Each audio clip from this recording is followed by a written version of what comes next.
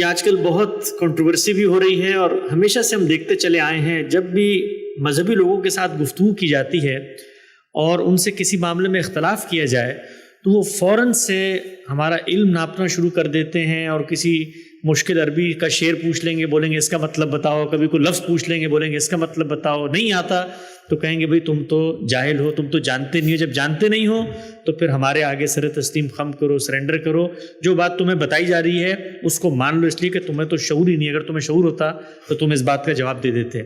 مجھے بتائیے گا کہ یہ رویہ کوئی ریسنٹ رویہ ہے، ہمارے علم کی تاریخ کیا اسی طرح سے لوگوں کو اسنپ کرتی تھی بات کرنے سے، یا یہ کچھ پاکستان کے اندر اس وقت صورتحال ایسی ہو گئی ہے کہ وہاں پر جب بھی کوئی بات کی جاتی ہے تو فوراً سے لوگ علم ناپنے کے لیے آ جاتے ہیں اور کہتے ہیں تم تو یہ جانتے نہیں، تم تو جاہل ہو اس معاملے میں؟ اس کی بڑی وجہ یہ ہوئی ہے کہ پچھلی 2 صدیوں میں ہمارے ہاں علم 2 حصوں میں تقسیم ہو گیا۔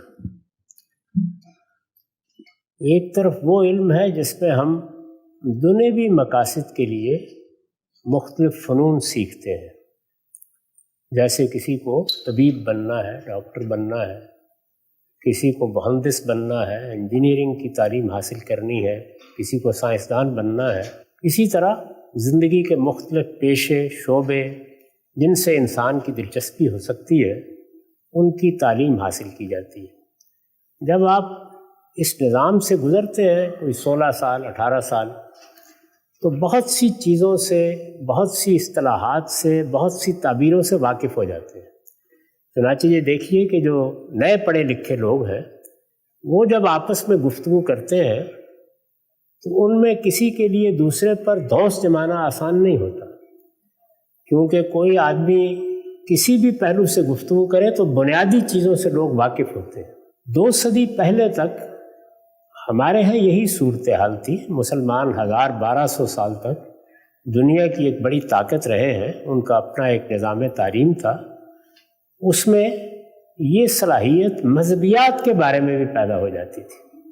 یعنی عام تعلیم میں پڑھے لکھے لوگ قرآن مجید کے بارے میں، حدیث کے بارے میں، بعض خاص مذہبی اصطلاحات کے بارے میں، علم اصول کی ہوں، فقہ کی ہوں، حدیث کی ہوں، واقف ہوتے تھے۔ یعنی ان کا ایک، جس کو آپ جنرل نالج کہتے ہیں، جو آج کے زمانے میں مثال کے طور پر طبی کو دیکھ لیجئے، ایک عام آدمی کو بہت سی چیزوں کا، پڑھے لکھے آدمی کو پتہ ہوتا ہے۔ تو یہی صورتحال مذہبیات میں بھی تھی۔ اس نظام کو جب ہم نے 2 حصوں میں تقسیم کر دیا تو اس سے 2 دنیائیں وجود میں آ گئی ہیں۔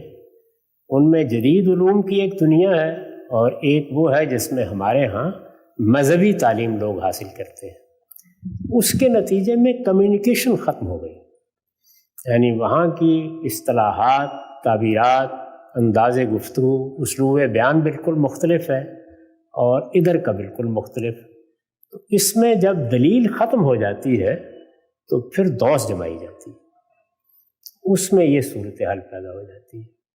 جب آپ کے پاس دلیل ختم ہو جائے تو پھر آپ دوسرے پر حملہ آور ہوتے ہیں، کبھی اس کا استخفاف کر کے، کبھی اس کا مذاق اڑا کے، کبھی اس کو جاہل قرار دے کے۔ سچا علم ان میں سے کبھی کوئی طریقہ اختیار نہیں کرتا۔